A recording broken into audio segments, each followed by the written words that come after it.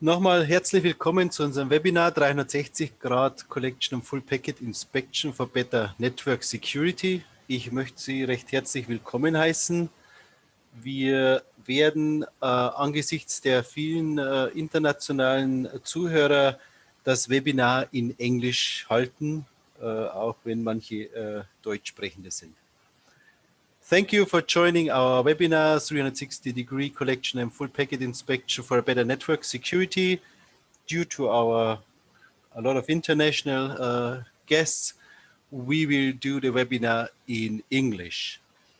I say a warm welcome from Aqaio side, and I would like to introduce all our speakers. My name is Richard Helmer. I am the CEO of Aqaio, the distributor of Corelight and Garland Technology in Germany, Austria, and Switzerland. Together with me today are Christoph Kumper and Achim Kraus from Corelight. So if you would like to say some words from Corelight side. Sure, thanks a lot, Richard, and hello everyone. This is Christoph Kumper from company Corelight speaking. I'm pleased to have you all as our audience. I am taking care of all the non-technical work to do for Corelight in our region, Germany, Austria, Switzerland, and I'm here together with my colleague Achim Kraus, who's going to introduce himself. Achim, over to you. Hey everybody, this is Achim, and thank you very much. I'm the sales engineer out of Germany. Very happy to meet you all and looking forward to have a great discussion at the end. Thank you.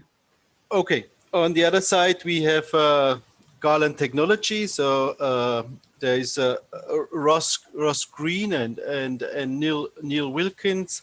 They do the Garland presentation. If you want to say some words from your side. Yeah, thank you very much, Richard. Pleased to meet everybody today. I won't be presenting, but will be available for any questions at the end. I would just like to thank both Aqaio and our Technology Alliance partner, Corelight, for the opportunity to participate in this webinar today. And our speaker today from Garland Technology will be my colleague, Neil Wilkins. Over to you, Neil. Good afternoon, everybody. I'm Neil Wilkins. I'm the technical manager here for Garland in EMEA. And like Ross, I'm really looking forward to listening to what Achim has to say to us and how we can continue to work together into the future. Thank you. Okay, thank you very much. So the agenda is pretty easy. We do first the Corelight pitch, and after the Corelight pitch, we do the Garland pitch. If you have any questions, then just come back to us in the chat. So we have a chat window, and we are going to answer all your questions at the end. So if there is anything you want to know, or you more in detail, just put it in the chat, and the questions will be answered at the end. Okay, so I will give over to Corelight, and Achim is going to present the Corelight solution. Okay, Achim, are you ready? I'm ready, thank you. Okay. Just give me the...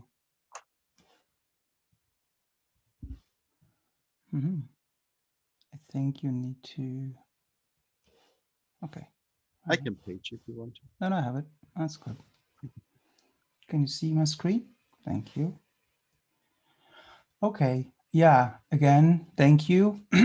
Looking forward to present what we have to share. First of all, yeah, we are our belief in our design or architecture is a part of a larger, wider design of data sources and data analytics backends. And we strongly believe, and that's also based on my personal experiences, that it's all about the people, of course, but also the right set of tools to put together to be as most efficient as possible. So we are trying to provide our part as a legit data source and analytics package is for network traffic analytics detection and response. So our mission, if you want, is to provide people in a SOC team or in cybersecurity or whatever your mission is or your task is, to support you with the right tools and the right integration of those tools that we are building and that we are maintaining over time. Which is in a more specific design, a combination of three these days, if you think about a SOC. So we are obviously the lower left part, the left-hand part, the network detection and response piece, which is all about network traffic that provides data to allow you and enable you to provide or run the most efficient response as soon as possible and as fast as possible, which is one piece. The other part of that wider architecture is the endpoint, of course, EDR called these days, which means what we provide from the network, you get from these EDR solutions from an endpoint of view. And we provide both into any kind of analytics backend, which is called a CM these days. It's at the end of the day, it's an analytics platform, right? And the CM is more specific for security use cases. I think you know all these. CM has a large or a long history, some better years, more successful years at the end. So I think we all know what a CM means. And all this can be enriched by threat intelligence, whatever that means, which is not just a database of signatures. Threat intelligence, in my personal opinion, is much more than that, and also very time critical. And wherever you ingest that also depends on the design and the situation and the type of threat intelligence or the content. This, of course, is all about multiple use cases, if you want, in the cybersecurity space. From left to right, I want to talk about these three in terms of publication. Everybody does threat detection today, right? So, and challenges with threat detections, if you want to address this, which is what we do, of course, and what we help with, is that everybody gets too many false positives, right? If somebody promises there are no false positives to the threat detection, okay, different story. But at the end, it's about how much or how high is the percentage of false positives, and second, even more important, how do you manage these? So this is one of the favorites, I think, of all of us. And lateral movement is pretty challenging still. So you see encrypted traffic. C2 is maybe more an easier one if you want so, or a more popular one. But the other one, encrypted traffic, lateral and false positives, definitely one of the most challenging topics, of course. And the second task that I think people are working in or they are working on is incident response, which is of course active in many end customer networks as well, but maybe not as often as threat detection might be part of managed detection and response or a SOC team in larger organizations. But it has, of course, different challenges, right? So how efficient can a team work responding to an incident or an alarm or whatever might come up, and how can we improve the efficiency of these people with providing this response, which involves PCAP files every now and then, more or less, and then also, of course, the lack of information to verify what showed up, which of course increases time. So all these are daily tasks. And if you are into one of them, this is, I think, the right session to be in, or this is what we are addressing. And the least popular one, of course, is the third one. I would say threat hunting. Everybody talks about it. Who does really do it? We had other sessions where we talked about the earlier you start developing your threat hunting program or getting used to developing one, like knowing your environment better, the better it is. But it's not very often where a customer or whoever runs the infrastructure is as far in threat hunting as he is in detection or response. And of course, this is all even more about data than the other two, right? Because threat hunting is all about working with data without an alarm, being as soon as possible aware of there might be something coming up, there might be something malicious, to go after that and stopping things before they even began. I want to say one of the goals of threat hunting. So these are the three main tasks or verticals I think we should address at this point. And what does that mean in terms of data and people working with data? So threat detection, of course, it detects something, right? And there are many other things going on besides an alarm or a detection, which might not be detected. And I might be, I might do that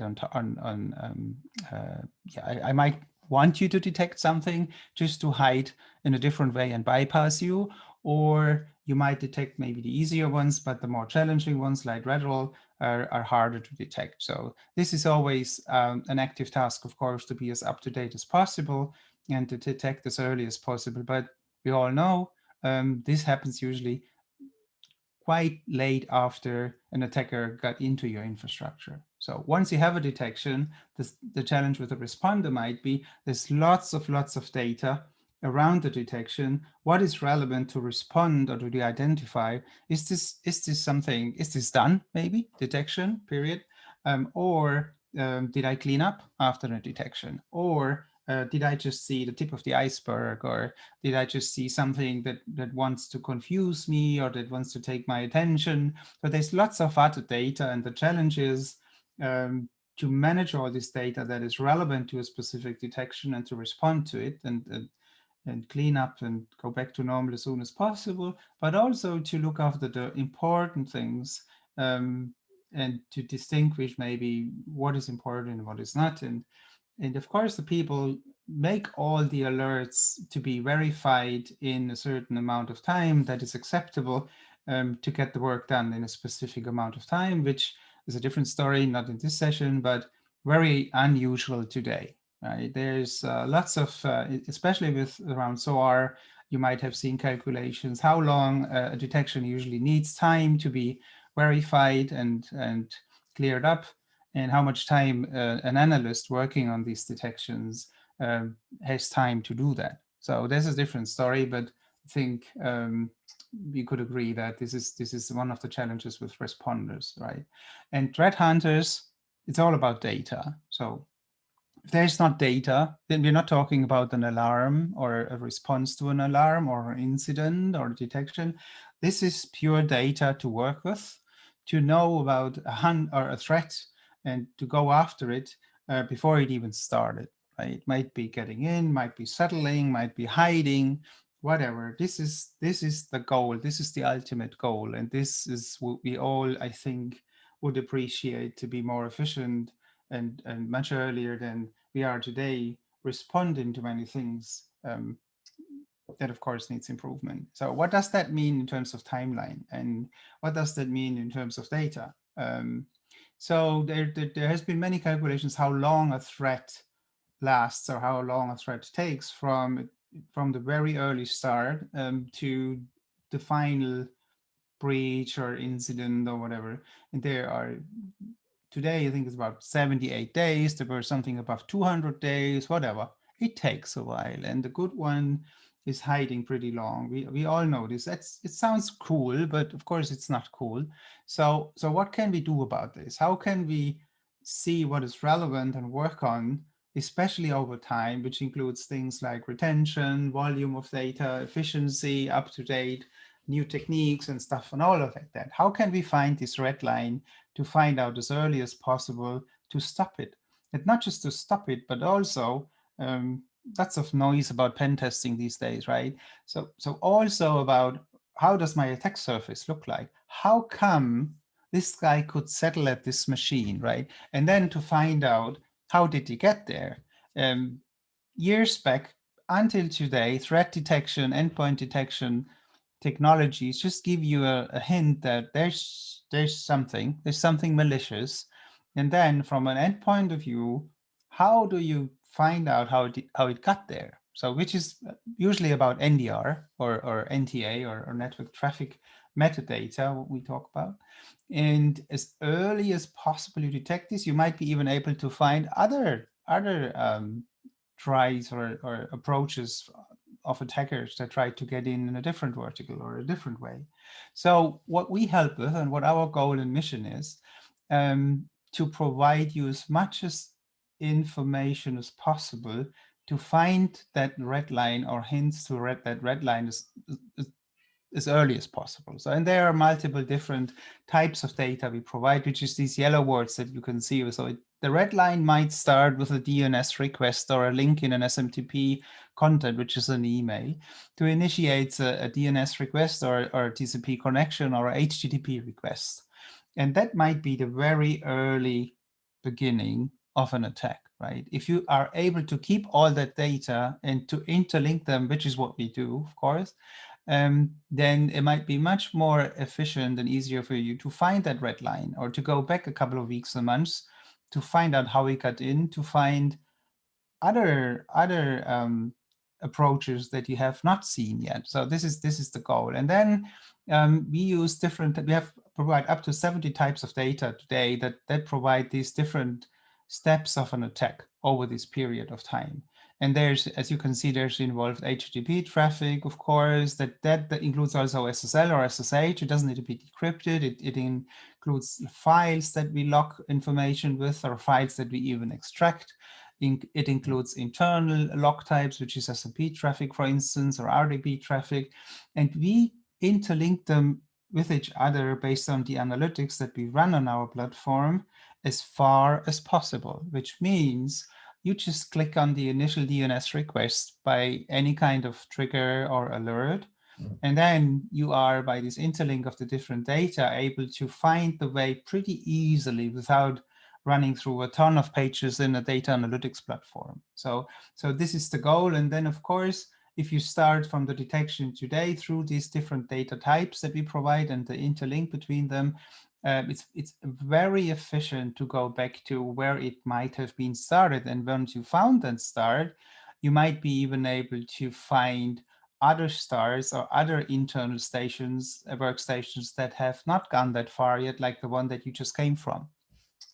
I hope that's understandable. If not, please ask any questions or comment on the chat. German, of course, English, I think that's the language we can cover today. Happy to discuss that later on. How do we do that? How do we create these different log types for these, what I just talked about? It's about traffic, network traffic mirrored into our platform through any kind of technologies that are well presented by Garland next. But it is a copy, and it is not detectable by an attacker, which is key, right? So it's completely passive. It doesn't do any harm. And we do our job on our platform and provide these log types or analytics of the network traffic in alerts or notifications, even detections into a SIEM or any larger data analytics platform. What we also provide is extracting files for long-term retention. That could also be certificates, that could be executables, that could be renamed log types or file types that we detected, whatever, just for storage, for forensics, or even for file analytics, malware analytics use cases. So the wider picture is you have some traffic mirrored into our sensor that is provided by different form factors, including software and cloud native platforms, but also physical high performance and virtual machine sensors. The outcome is the same. And the enrichment from north and south is also flexible. So you can do it with something that you have already in-house in terms of threat intelligence. It's something maybe some kind of asset databases that you want to feed in for more enriched log content that is fed into the SIEM or analytics platform, but also allow us to create an alert and interlink that with all that rich 400 plus data fields that provide out of seek.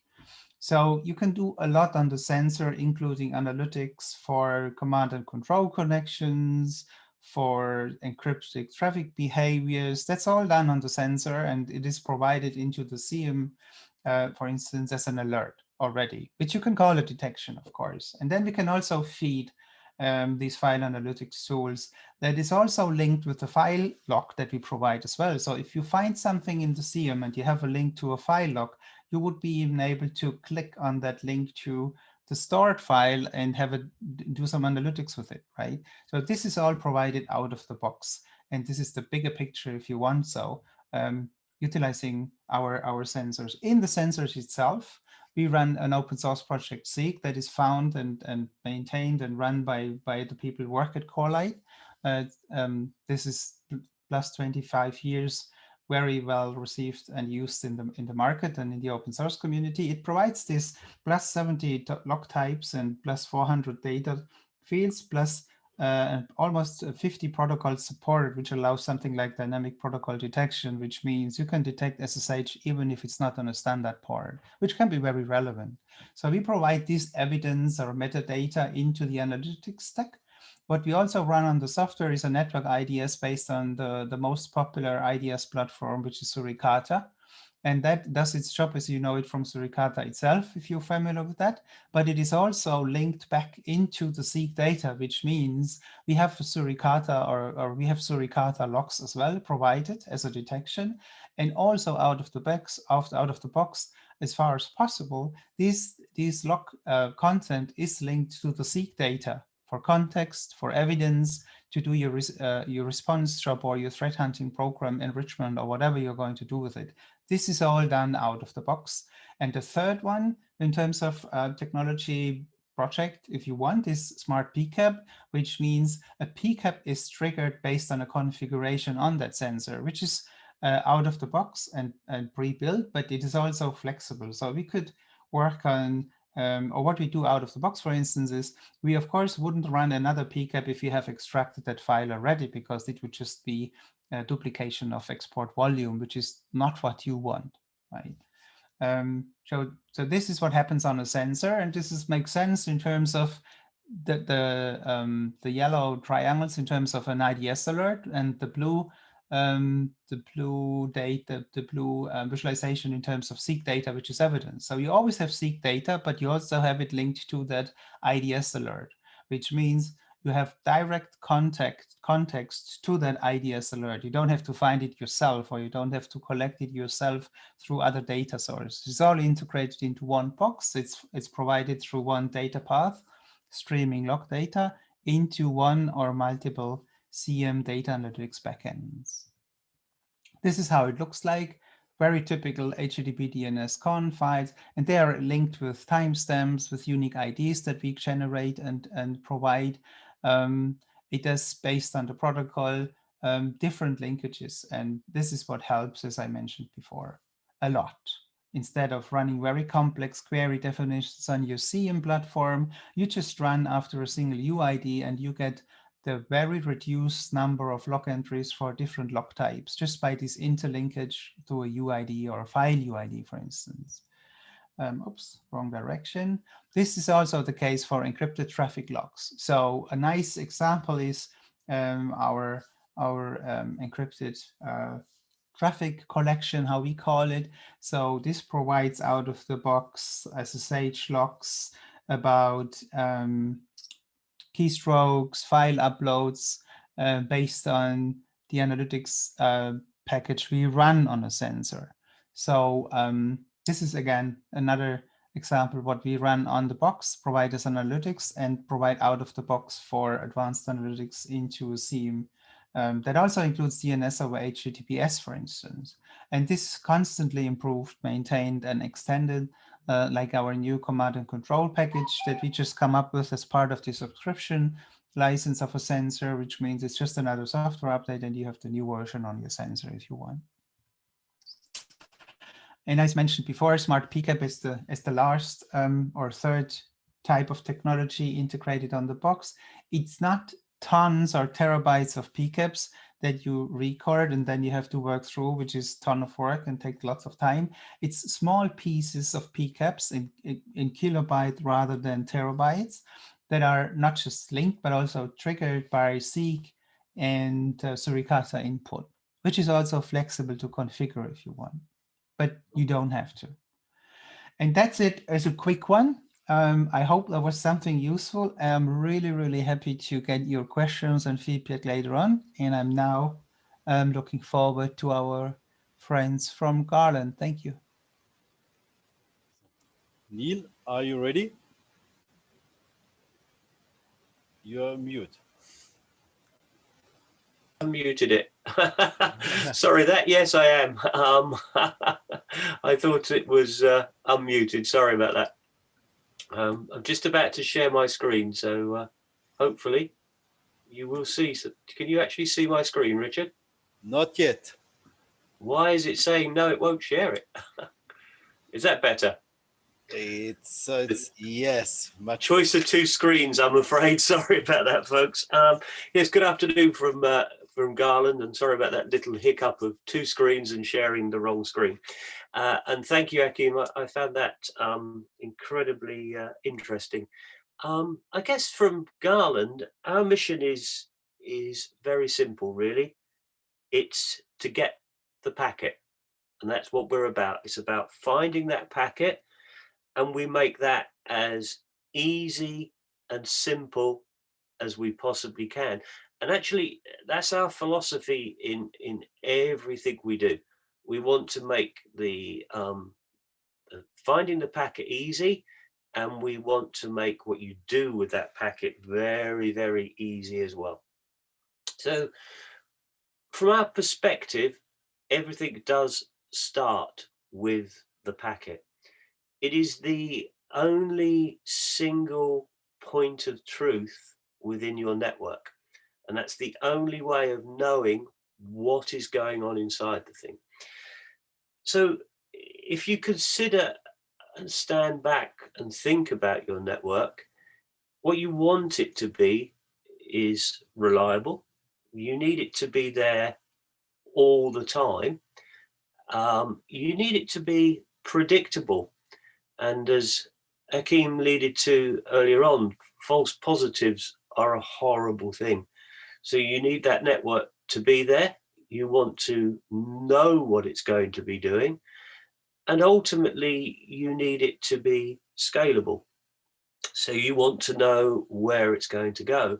And then not the last but not least side of that is to ensure it is secure. And really, as I mentioned earlier, the only way to be able to do that is to see the packet. And that's what we're about, providing that packet to you as an end user, to our partners to work on. And from us perspective as well, that has to be the same, whether it is in a private network, a private cloud, or a public cloud. We want that simple scalability to see what's happening. What underpins that is a TAP, test access point. And the underpinning of seeing that, whether you're in a cloud formation, whether you're on a private network, is the TAP. And the TAP has a number of different modes of operation. And by far the common mode that we see is a TAP which is broken out. And you see your data, your east-west and your west-east data from your two network devices sent out in my diagram on the left-hand side here from both the C and the D port. So that data is sent out from both directions and is mirrored out to a device of some sort. The other mode of operation where you can use a TAP is to aggregate that data. So you may want to send out that data to a couple of locations, and sending that data aggregated from A to B and B to A out of both your C port and your D port. Again, very commonly done, but as we always say to our customers, consider your network traffic, because if you're anything more than probably 40% loaded, you're almost on your maximum capacity of your C and D port, because you're up to about 80%. The third mode is the regeneration mode, often used with spam port. So you'll see a port coming out from the switch and that data replicated out to 3 locations. And the last mode is bypass mode, where you're inline, your tool is in line rather than being out of band. And here the data is flowing through that tool. And we ensure operation of that tool with a heartbeat. So if the tool disappears, the network operation is still staying. More importantly, no, you can duplicate, you can parallel, you can inline tools, and it gives you the opportunity to sandbox and work on that. Maybe it's a firewall, maybe it's, you know, an IPS or something.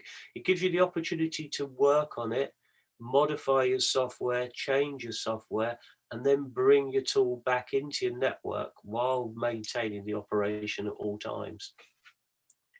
And then after that, one of the areas that we do see with tools is very, very frequently, and often this comes up, is taps versus a spam port inside your network. In the real world, it's obvious that people do both. They tap a network and they connect the spam port onwards to a device. However, there are some things inside a spam port that there are things that you should be aware of.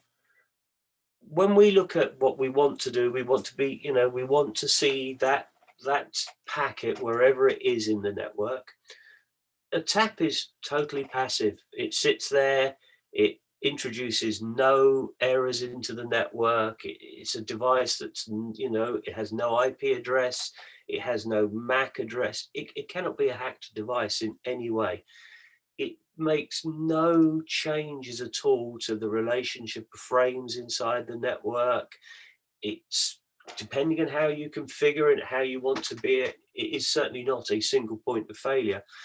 More importantly, a tap will also not allow data to go back into your network and will not allow data to come back in. We have a number of taps and different forms of taps. There are over 60 or 70 different types of tap inside our network that have different ways of protecting to ensure that you don't get that data coming back into your network. That's not the same with spam ports. So yes, we are going to be doing combinations. For a start, what we do know is a switch doesn't pass corrupt packets or errors. So if we want to be fully seeing the frames, the packets inside your network, as soon as you have error packets, you're not going to see them through those spam ports. You do also know that we can send data back on the network via a spam port, and we can send that data back into the network as well, making your switch and making your network more susceptible to security risks and problems. And also, once we do that duplication and different ways of doing things, you are introducing other problems. You are introducing the fact that we could be duplicating data on the network. So you then have to start thinking, can my end device, can my end tools handle that duplicated data? Or do I need another piece of software or hardware in my network to overcome that duplication of data inside there? So as long as we understand that is the hybrid way that people work, but there are always downsides with a spam-based network. You don't get anything for free. And the last part, well, not the last part, the next part of that is, what do you do with that data? So when we take the data from a tap, we need to present it to our partners, and we need to present it to the tools that we have. And from our perspective, we have a number of different aggregators inside our portfolio, but we are very different in our philosophy of aggregation to our competitors. Our competitors tend to saddle you with an expensive hardware platform to allow them to add other functionality on at later dates. Our view is we'll make our packet brokers purpose-built for the applications they're decided from. And really, there are three different types of ways to look at this. We could look at an aggregator, just solely its role is to aggregate data in its simplest form. We could look at an aggregator that has to do more functionality on side that of how it wants to manipulate that data. And then there's probably the unique side of a hybrid form of aggregator that does both tapping and aggregating inside the box. And that's really how our aggregators work. In the scheme of things, I'm not going to say lower end range, but our more simplistic range of our advanced aggregators that will produce from 1 gig ports up to 100 gig ports, and they will aggregate that traffic. They have some uniqueness in them in terms of GRE tunnels, VXLAN headers, and some stripping inside them, but that is their role in life. We have some higher end aggregators, our advanced features boxes, whose job then is to do more that you'd like in terms of a tool. So do you want to do time stamping? Do you want to do some deduplication of that data? Do you want to do VXLAN headers, VXLAN stripping? Do you want to change the VLAN IDs? Do you want to do user-defined filter? Things like IP fix inside it, and I think I mentioned time stamping. Those sort of features that you may need to pass on. And then we have boxes that are hybrid boxes that bring out both taps and aggregation inside that same box. And also, as I mentioned earlier, we do have taps that aggregate, and we have a way of making aggregation taps in terms of taps that make small aggregators. So we could take from a box that says has 10 ports on it with 1 and 10 gig to bring in maybe 10 span ports, and well, you could do 10 tools if you wanted to, or you could do 5 tapping devices, a number of 10 ports, and we go right the way up to 64 ports of 100 gig. So that's kind of the flavor, but the role is really to shape and aggregate that traffic to what that end device needs it to be. Probably the last part and the newest part from us really is the fact of cloud visibility. So as opposed to physical devices, we have software enabled sensors that run on Linux and Windows. It's a container designed and built environment that takes up very, very little resources and can be run in a public cloud of, you name it, doesn't matter what public cloud it is as far as we're concerned, or we can run it as a private cloud. And that device does exactly the same as an ordinary tap in many respects. It mirrors from directly in the kernel from a system, and it mirrors data outwards. And we would make that in some sort of VXLAN or maybe GRE tunnel, and we'll filter that traffic and bring that out. By any imagination, this is the smallest sensor of any manufacturer in terms of overhead, and by far the highest performance. And we just now take that data from the cloud or whatever. So now that 360 degree, I can see that data from wherever it is and wherever I want it to be. So our overall architecture allows us to be, if we look at the top side of the picture, I can have cloud versus cloud tapping, where I sit in any cloud and I monitor and I keep that monitoring inside. And in fact, later on today, I'm again with some of my Corelight colleagues in the US this time discussing cloud-based tapping and problems.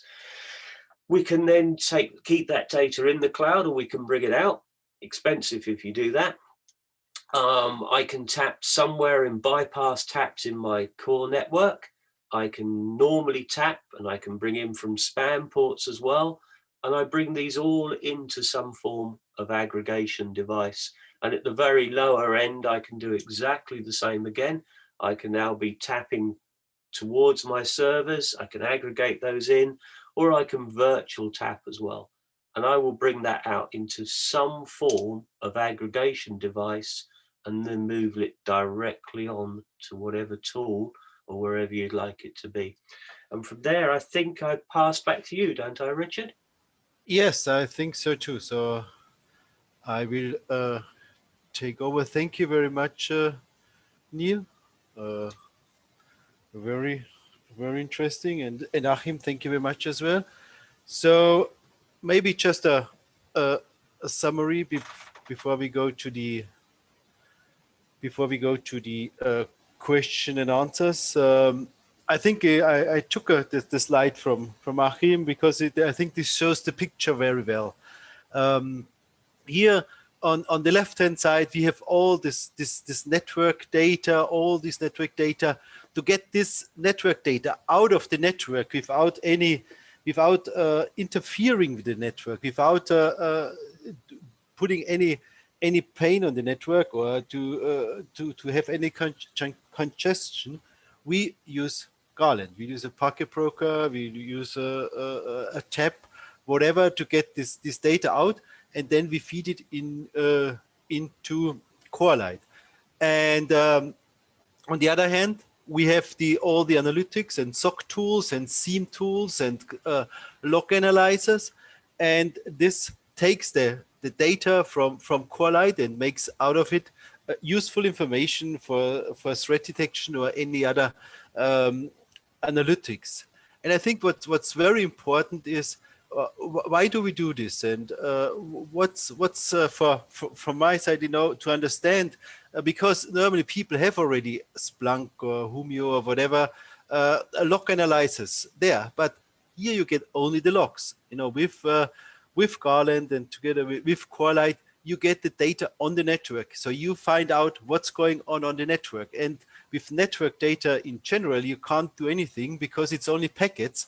So you need something which enriches the data and gives you insights of your network, which don't provide the raw network data and which don't provide the log files. And that's the cool solution about it. And that makes threat hunting and all the other analytics much easier. And if someone says, oh, that's cool, I want to know what's going on, maybe I want to try it out and do it at home. The Corelight has even a small piece of software which you can install on your PC or on a Raspberry called Corelight at Home. And then you can see who is going to your fridge and is going to open the fridge. So I think this is a very useful solution. Okay, let's go back to the questions. So I'm going to open the chat and see who has asked questions. And the chat doesn't open for me. That's very nice.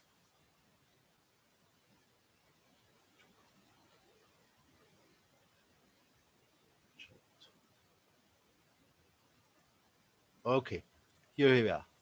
So the first question was, how are you handling the packet volume? Since about 2014, packets capture solution have been sampled and opposed one-to-one copies. Is it leveraging SDN features? That's the second one. So that's probably for Achim. Achim? Yeah, I'm here. Okay. So I wrote something about this already in the chat if you want to read it.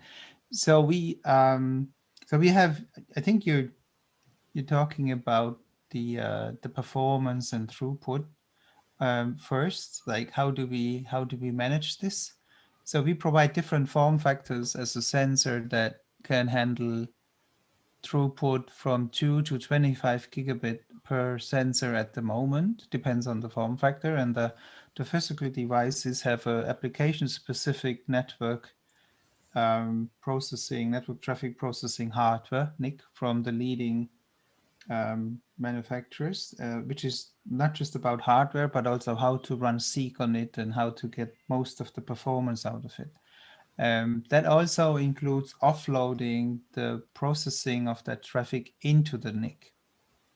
And you will be well informed how this performs, how much is offloaded into the hardware, how much is created by traffic type, and then you can even filter input inbound to the sensor, what you want to be analyzed and what not, which allows even higher bandwidth to manage. If it doesn't have to be processed like backup traffic, you could say, if anything comes from that segment that goes into that segment or IP address, I don't want it to be analyzed, so it's just dropping it, and that reduces the load, of course. The same is with the output. You can define 4 different log types into multiple different analytics backends that runs in parallel if you want, that even forwards the log traffic, so duplicates it, and you will have metrics along with every export process at the sensor level as well as at the CM level. So you will be well informed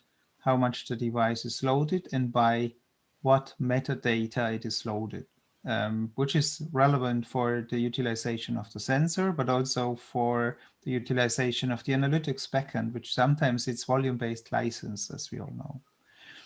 I hope that addresses your question and about the PCAP piece.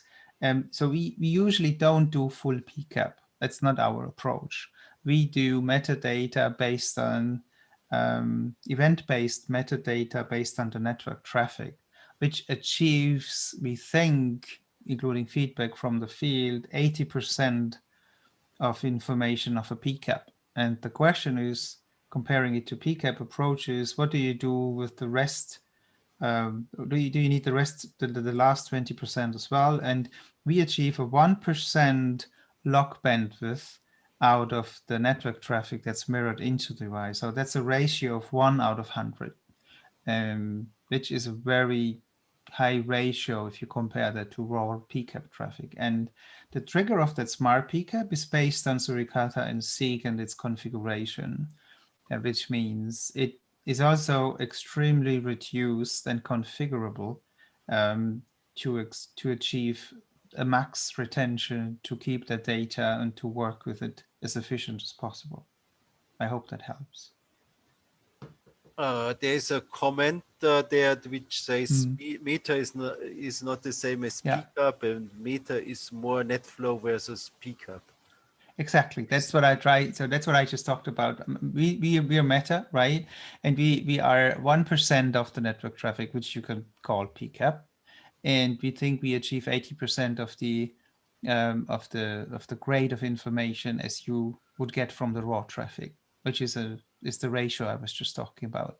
And we think that if you compare it with NetFlow, which would be our conlog, is 100 times more informative than a NetFlow. For example, with NetFlow, you usually would see all the stations or the network machines that talk to each other, but you would not see what they are talking and why they are talking.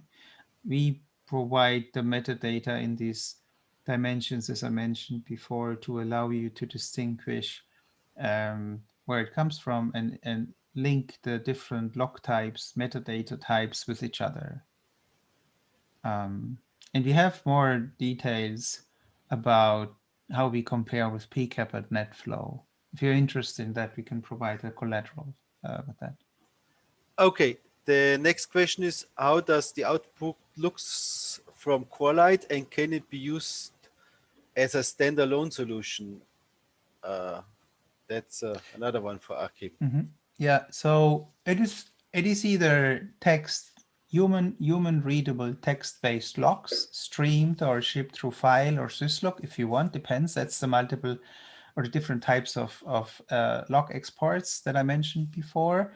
We usually send it into an analytics backend, or we store it as text log files, and then there's a range of tools that you can work with text log files. But there's no analytics at the moment. There's no analytics piece or platform from Corelight, because we believe in the wider picture I mentioned before, like a CM, where you correlate with endpoint data or other different types of data sources like network traffic.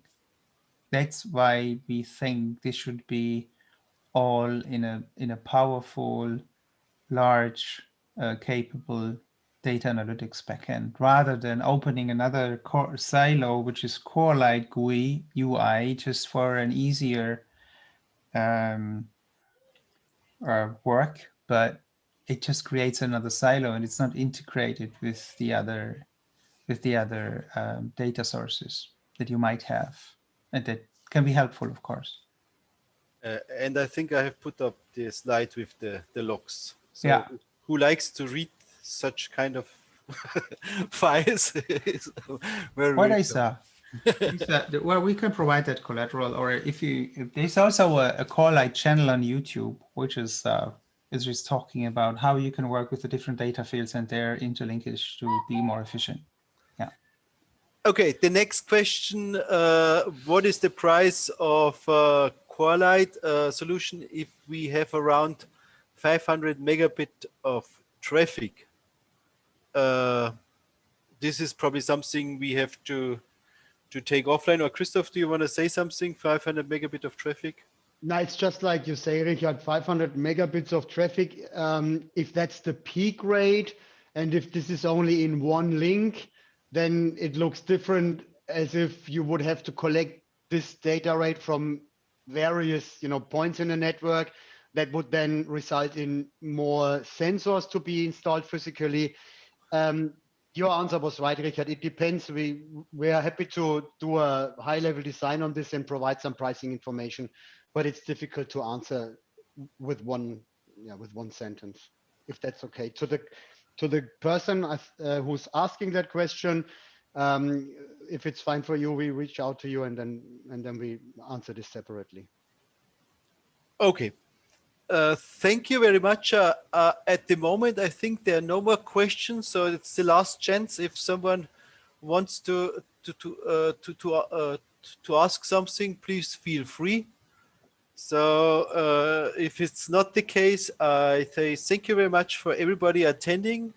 And if you need any more information, just come back to us. We would appreciate if we can give you more information, and if we can help you with designing the solution around your network traffic analysis, and just come back to us. So thank you very much. No more questions, and have a nice evening. Einen schönen Abend und tschüss.